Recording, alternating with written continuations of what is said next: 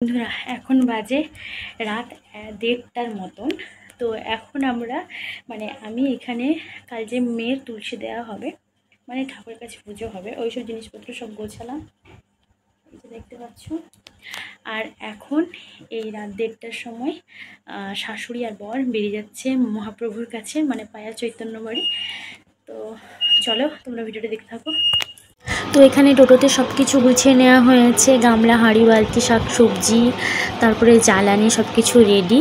তারপরে দেখো সকালবেলা এখানে ওর ঘরের পাশে কাকাই একজন বেলুন ফোলাচ্ছিল, আর এখানে তার পাপা যেটাতে মামাম চান করবে সেটা ফোলাচ্ছিল, সুইমিং পুল। আর এখানে দেখো মামামকে এই জামাটাতে আমি তুলসী দেওয়াতে বসিয়েছিলাম, মামামের যেখানে সকালবেলা পুজো হলো, যেটাকে আমরা এখানে তুলসী দেওয়া বলি। তো মামামকে এগুলো ঘুরিয়ে দেখাচ্ছিলাম।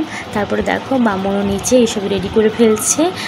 তারপর দেখো এখানে আমার সোনা মাম্মাম কি তুললো, এই থালায় সব কিছু সাজিয়ে রাখা হয়, আয়না, বই, পয়সা, শিলনোড়া, সোনা, রূপো।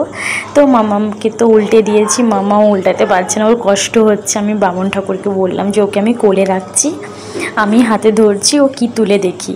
তো ছোটো বাচ্চা তুলতে তো পারছে না, ও কি হাত দিল সেটা দেখো। প্রথমে কোনটাতে হাত দিল সেটা তোমরা দেখো, দেখতে থাকো।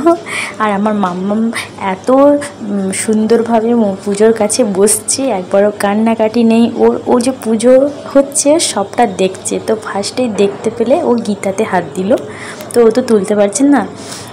গীতার পরে শিলনোড়া, আয়না সব কিছু ঘেঁটে করে দিচ্ছে। তো চলো, এটা হলো সেকেন্ড পার্ট। তো আমি ভিডিও করার একদম সময় পাইনি, ঠিক আছে, ব্যস্ত ছিলাম। তো কিছু কিছু মুহূর্ত তোমাদের সাথে তুলে ধরার চেষ্টা করছি, জানি না কতটুকু শেয়ার করতে পারবো, দেখো। তো এই পর্যন্ত আজকের ভিডিওটা কেমন লাগলো অবশ্যই কমেন্ট করে জানিও, ভালো লাগলে লাইক, শেয়ার, কমেন্ট করতে একদম ভুলো না। চলো টাটা সবাইকে, ভালো থেকো, সুস্থ থাকো, দেখা হচ্ছে নেক্সট ভিডিওতে।